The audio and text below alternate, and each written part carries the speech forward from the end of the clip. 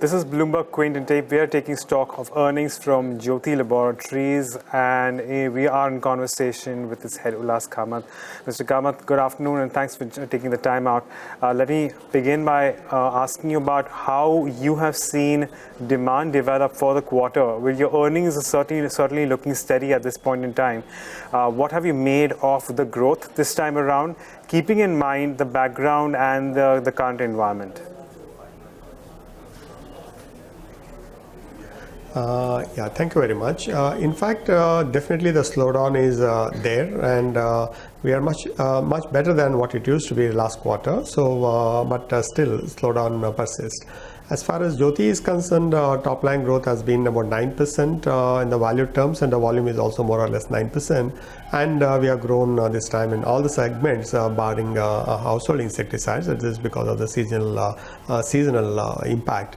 EBITDA has been at 16.6%, shade better than what it was last year, and PAT has grown up by 16%. So overall, for us, Q2 has been very good, in line with our expectation, and Q2 is better than the Q1, and urban offtake has been fantastic. Rural is better than June quarter, so hopefully in the coming quarters we should be able to make up the lost ground in rural India.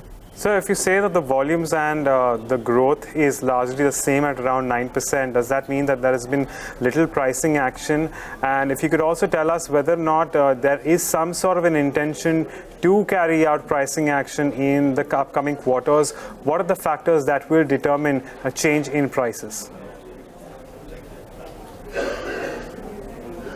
In fact, there is no price revisions in the last 1 year or so. So that's why you see the value and volume more or less the same.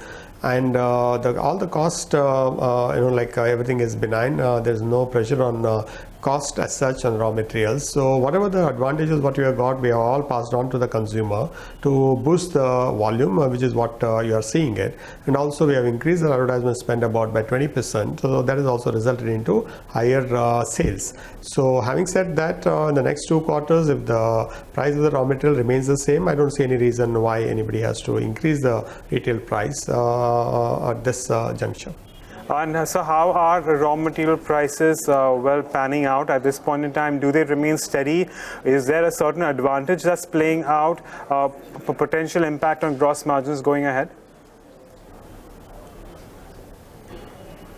As of now, our gross margin is steady at about 47%, and because of the lower input cost, we had got advantage of about 1.5%, which we have passed on to the consumer as the consumer offers. So to that extent, we are maintaining 47-48% of the gross margin, and we'll maintain definitely upward of 16% EBITDA margin. But anything extra, we would be spending the money on advertisement and sales promotion to boost the volume. Okay, fair enough, sir. And then in that case, just a little bit about the outlook going forward. As we move into seasonally, as the winter, which is the season coming through, what are the products that are going to be in focus right now, and what are the segments that you expect to do, or should I say, see impetus as we move into the next couple of quarters? December and March quarter for us, December it would be Margo Glycerin should be doing extremely well, because that we launched last year and it did very well throughout the year. So this winter we'll have a special campaign on Margo Glycerin variant, and that is what we expected to do well. Apart from that, March quarter for us, the household insecticides contributes almost 30% of our business, and if that takes off in March, then that will be good for the industry and good for us.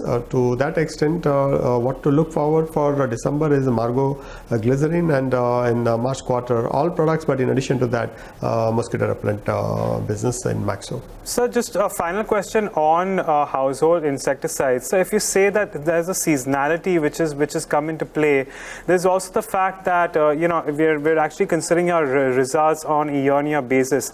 Is this because we've seen a certain shift in monsoons, or are there other factors in play, which is why there is some sort of seasonality which is coming in as a challenge for your household insecticide sector?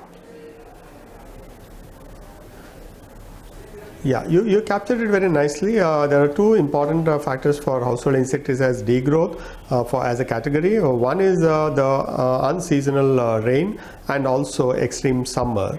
And we have now, all of us, we have experienced in the last 2 to 3 years, the summers have been extreme at some parts, and monsoon has been very, very extreme, and winter also we have seen extreme. During these extreme conditions, mosquitoes will not survive. So to that extent, it will affect the category.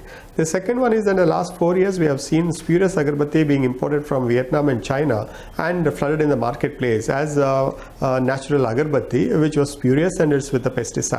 So that has built up almost 800 crore of sales as far as the AC Nielsen report is concerned.